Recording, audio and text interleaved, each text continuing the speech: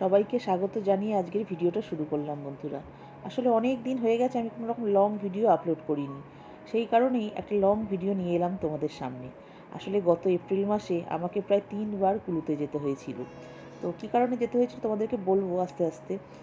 সেই কারণে আমি এরকম ভিডিও ক্লিপগুলো নিয়ে রেখেছিলাম। তো আজকের ভাবলাম তোমাদের সাথে একটুখানি শেয়ার করি সেই লং ভিডিওটা। তো সেই জন্যই এই ভিডিওটা তোমাদের সাথে শেয়ার করা। সকাল সকাল একদম রেডি হয়ে বেরিয়ে পড়েছি।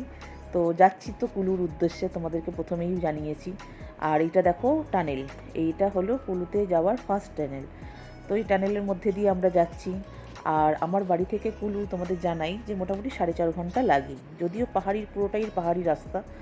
এবার আসি আসল কথায়, কেন আমরা 3বার কুলুতে যেতে হয়েছিল আমাদের। আসলে আমার ছোট ছেলে ক্রিকেট শেখে, আর ওর ক্রিকেটের ক্যাম্প লেগেছিল কুলুতে। তো প্রথমবার যখন গিয়েছিলাম মুষলধারে বৃষ্টি হয়েছিল, আগের দিন ক্যাম্প যেদিনকে লাগবে তার আগের দিন। তো সেই কারণে পুরো গ্রাউন্ড ভিজেছিল। তো প্রথম দিন তো ক্যান্সেল হলো।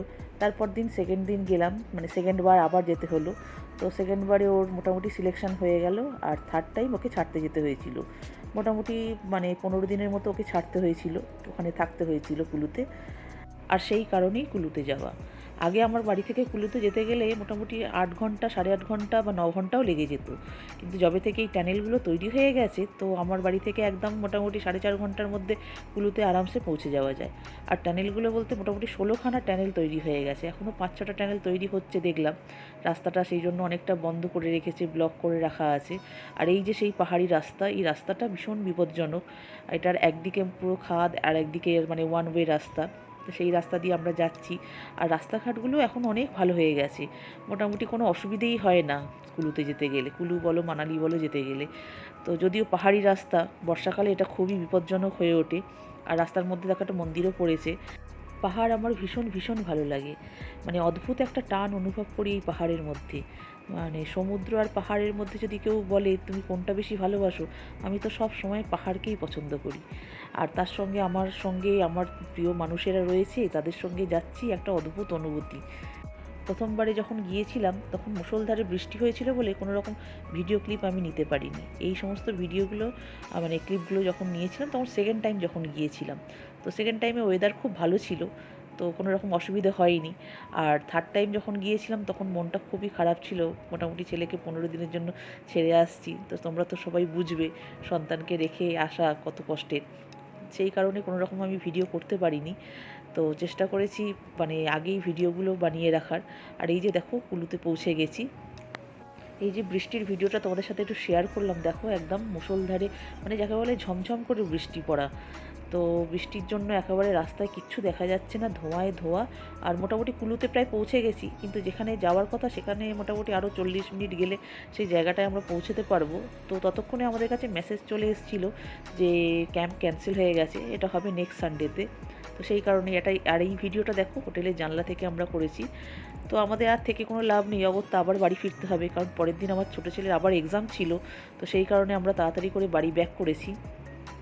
এই যে চলে এসেছি দেখো, এই যে এখানে আমার ছেলের ক্যাম্প লেগেছিল। তো দেখো চারিদিকে একদম পাহাড়ে ঘেরা। পাহাড় আমার খুব ভালো লাগে, ছোটো থেকেই আমি পাহাড়কে খুব ভালোবাসি। আর আমি থাকিও পাহাড়ি এলাকার মধ্যে। আর এই যে শ্মশানের উল্টো দিকে ওর গ্রাউন্ডটা ছিল, তো গ্রাউন্ডের ভিডিও আমি করিনি, যেহেতু ওখানে অনেক বাচ্চা ছিল, অনেক পেরেন্টসরাও ছিল। তো সেই কারণে আমি ওখানকার ভিডিও করিনি। তো এই শ্মশানের পাশ দিয়ে যে নদীটা যাচ্ছে, ওইটা হলো বিয়াস নদী। তো বিয়াস নদীর কথা তো তোমরা সবাই শুনেছো, জানো। আর এই যে আমার বর দাঁড়িয়ে আছে, দূর থেকেই দেখছে। তো আমি ওকে বললাম যে তুমি যাবে না? বললো না আমি যাব না। আমি বললাম আমি তো ভিডিও করবো, আমি তো যাবই। তো আমার যেমন কথা তেমন আমার যাওয়া, আমি তো যাবই। তো এই যে নেমে এসেছি দেখো, নেমে এসে তোমাদের জন্য, কারণ তোমাদের জন্যই সব কিছু। তো তোমাদেরকে একটুখানি ভিডিও না করে দেখালে হয় বলো তো? তো এই যে দেখো বিয়াস নদী, এই সেই বিয়াস নদী বন্ধুরা, কি জলোচ্ছ্বাসের আওয়াজ দেখো। আর বন্ধুরা তোমাদের কি বলি, পরিবেশটা এত সুন্দর, এত মনোমুগ্ধকর পরিবেশ, যতক্ষণ না ওখানে নিজে দাঁড়িয়ে থেকে উপলব্ধি করা যাচ্ছে ততক্ষণ বলেও বোঝানো যাবে না। আর এই সেই গ্রাউন্ড যেখানে ওদের ক্যাম্প লেগেছিল। তো সমস্ত পেরেন্টসরা চলে যাওয়ার পরে আমি একটুখানি ভিডিও বানিয়ে নিচ্ছি। তো বন্ধুরা মনটাও ভালো ছিল না, ছেলেকে ছেড়ে দিয়ে আসতে হয়েছিল 15 দিনের জন্য। তো যদিও এটা পুরনো ভিডিও, অনেক দিন হয়ে গেছে, তারপরে আমি তোমাদের সাথে শেয়ার করছি। যদি আমার ভিডিওটা ভালো লাগে তাহলে অবশ্যই লাইক কমেন্ট শেয়ার করবেন। চলুন বন্ধুরা, দেখা হবে পরের ভিডিওতে।